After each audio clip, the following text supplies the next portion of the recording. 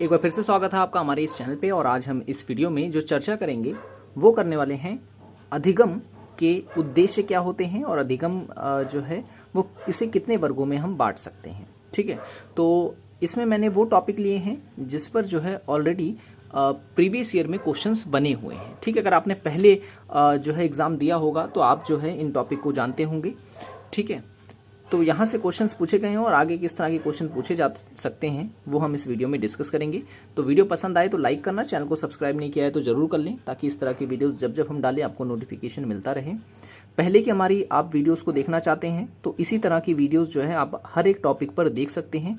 Link मैंने जो है इस वीडियो के डिस्क्रिप्शन में दे दिया है और इस वीडियो के एंड में जब जाएंगे आप तो भी जो है आपको हमारी सभी वीडियोज़ की लिंक मिल जाएगी जहाँ से आप अपना पूरा का पूरा टॉपिक जो है पेपर 1 का कवर कर सकते हैं। फ्री ऑफ कॉस्ट, कोई फीस नहीं है उसके लिए और सारी वीडियो जो है अवेलेबल हैं, आप देख सकते हैं उन्हें। ठीक है, तो एक बार ज़रूर उसको चेक करें। तो चलिए शुरू करते हैं आज का वीडियो। ठीक है, अधिगम के 4 स्तंभ। ठीक है ना, देखिए इससे पहले हम ये जानते हैं कि जो शिक्षा होती है इसका मुख्य उद्देश्य होता क्या है। तो देखिए शिक्षा जो होती है इसका मुख्य उद्देश्य होता है ये है कि जो शिक्षार्थी होता है उसके व्यवहार में वांछनीय परिवर्तन लाना। ठीक है, सबसे महत्वपूर्ण जो उद्देश्य होता है शिक्षा का वो यही होता है। ठीक है, और उसके बाद भी कई सारे उद्देश्य होते हैं जैसे कि उसके व्यक्तित्व का जो है सर्वांगीण विकास करना।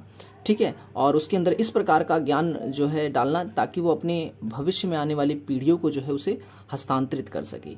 ठीक है, लेकिन यहाँ से क्वेश्चन पूछा गया था यूजीसी नेट में कि यूनेस्को के अनुसार शिक्षण या कहें कि अधिगम के जो हैं क्या उद्देश्य होते हैं या क्या स्तंभ हैं अधिगम के।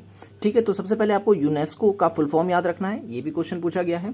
तो यूनेस्को की फुल फॉर्म होती है संयुक्त राष्ट्र शैक्षिक वैज्ञानिक और सांस्कृतिक संगठन। ठीक है, यूनाइटेड नेशन एजुकेशनल, ठीक है, साइंटिफिक कल्चरल ऑर्गेनाइजेशन इसकी फुल फॉर्म है। ठीक है, इसकी स्थापना कब हुई और इसका जो हेडक्वार्टर है यानी कि जो मुख्यालय है ये आप मुझे कमेंट में बताएंगे। ये आपके लिए क्वेश्चन होगा, देखते हैं कितने लोग जो है इसका सही जवाब देते हैं। ठीक है, हो सकता है कि आने वाले एग्जाम में आपसे ये पूछ ले कि इसका मुख्यालय जो है कहाँ पर है या इसकी स्थापना कब हुई थी, तो ये आपको बताना है।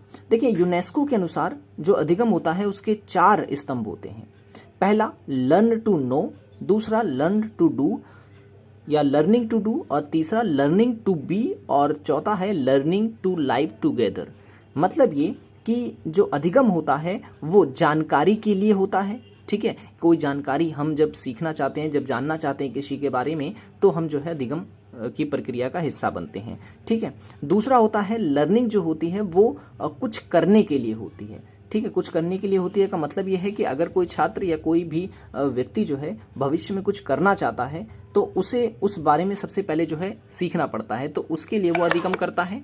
ठीक है, अधिगम करता है। नेक्स्ट है learning to be. Learning to be का मतलब होता है कुछ बनने के लिए सीखना। कोई भी व्यक्ति जो होता है वो अगर कुछ सीख रहा है तो उसका उद्देश्य कहीं ना कहीं कुछ बनना भी होता है। ठीक है, तो ये हो गया लर्निंग टू बी। और learning to live together, learning to live together का मतलब ये हो गया कि साथ रहने के लिए सीखना। ठीक है, ताकि हम समाज का एक हिस्सा बन के रह सकें, एक साथ रह सकें, किसी प्रकार का कोई भेद ना हो, तो हम इसे कहते हैं लर्निंग टू लाइव टुगेदर। ठीक है, तो ये अधिगम के 4 स्तंभ बताए गए थे यूनेस्को के द्वारा। एक बार फिर से बता देता हूँ, learning to know, learning to do, learning to be और लर्निंग टू लाइव टुगेदर। अब ये यहाँ से क्वेश्चन पहली बार ये पूछा गया था, आपको 3 ऑप्शन दे दिए थे, एक जो है लर्निंग टू कुछ और लिख दिया था उसमें। ठीक है, अगर आपको पता है नो, डू, बी और लाइव टुगेदर तो आप इस तरह का सवाल गलत नहीं करेंगे। ठीक है, तो ये चीज़ आपको इसमें याद रखनी है। 2 जो है डेफिनेशन आपको याद रखनी है जो शिक्षा पे दी गई है 2 व्यक्तियों की, डॉक्टर राधा कृष्णन और स्वामी विवेकानंद। ठीक है, हालांकि मैं शिक्षा के ऊपर जितने भी कोट किए गए हैं, जितने भी बड़े बड़े विचारक थे उनके मैंने ऑलरेडी एक स्पेशल वीडियो बनाई हुई है, देखनी है तो वो आप जो है हमारी प्लेलिस्ट पे जा सकते हैं। लिंक इस वीडियो के डिस्क्रिप्शन में मैंने दे दिया है, वहाँ पर आपको एक स्पेशल वीडियो मिल जाएगी जहाँ पर जो है सारे कोट मैंने लिखे हुए हैं एजुकेशन पर। तो डॉक्टर राधा कृष्णन के अनुसार शिक्षा क्या थी, उनके अनुसार जो है शिक्षा परिवर्तन का एक साधन है। ठीक है, जो कार्य समाज में परिवर्तन धार्मिक, सामाजिक और राजनीतिक संस्थाओं द्वारा होता था। ठीक है, होता है। तो इस तरीके से उन्होंने शिक्षा का जो है अर्थ एक साधन के रूप में बताया।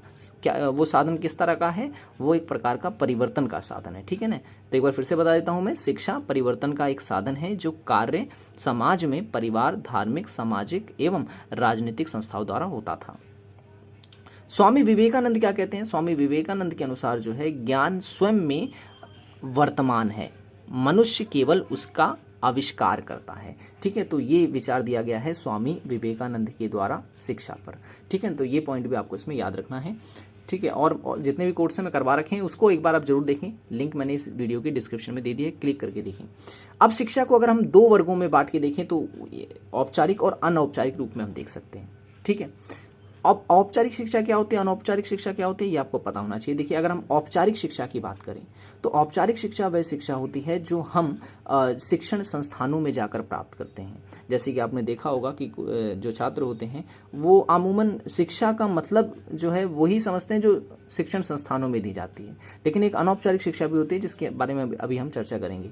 तो औपचारिक शिक्षा में जो बच्चा होता है वो शिक्षा के लिए जो है किसी स्कूल में जाता है, किसी महाविद्यालय में जाता है, किसी विश्वविद्यालय में जाता है ज्ञान प्राप्ति के लिए, तो हम कहते हैं कि वह जो है वो औपचारिक शिक्षा का हिस्सा बन रहा है या औपचारिक शिक्षा प्राप्त कर रहा है, ठीक है। तो हम कह सकते हैं कि औपचारिक शिक्षा वह होती है जो शिक्षण संस्थानों में ली जाती है और औपचारिक तरीके से ली जाती है, जिसमें निश्चित पाठ्यक्रम होता है और फिर उसकी परीक्षा होती है, परिणाम आते हैं। तो ये सब जो है औपचारिक शिक्षा का जो है हिस्सा है। जबकि अगर हम बात करें अनौपचारिक शिक्षा की, तो अनौपचारिक शिक्षा जो होती है वो शिक्षण संस्थानों से संबंधित नहीं होती है।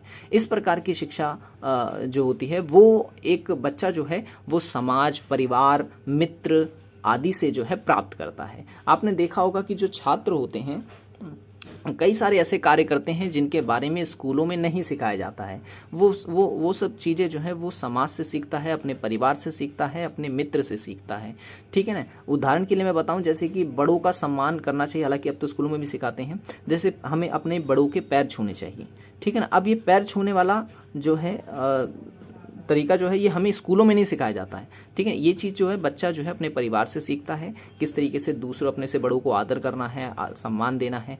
तो ये जो ज्ञान है, ये जो तरीका है शिक्षा का, वो कहलाता है औपचारिक शिक्षा, ठीक है। तो हम ये कह सकते हैं सीधी भाषा में कि अनौपचारिक शिक्षा जो होती है वो शिक्षण संस्थानों से नहीं ली जाती, बल्कि समाज, परिवार व मित्र आदि से प्राप्त की जाती है, ठीक है। तो ये अंतर आपको इसमें याद रखना है। तो ये एक छोटी सी वीडियो थी जो मैंने आपके लिए बनाई थी, ठीक है, जिसमें मेरा उद्देश्य ये था कि किस तरीके से आपको टॉपिक वाइज जो है अब आपके लिए वीडियो लाई जाए। अगर इस तरह की वीडियो आपको पसंद आई है तो लाइक जरूर कर देना और कमेंट करके बताएं अगर ऐसे ही प्रीवियस ईयर के क्वेश्चन पर बेस्ड टॉपिक अगर आप डिस्कस करना चाहते हैं तो, ठीक है, ताकि इस तरह की वीडियोस मैं आपके लिए फिर से लेके आऊँ। तो आज की वीडियो में इतना ही, मिलेंगे अगली वीडियो में। Thanks for watching this video.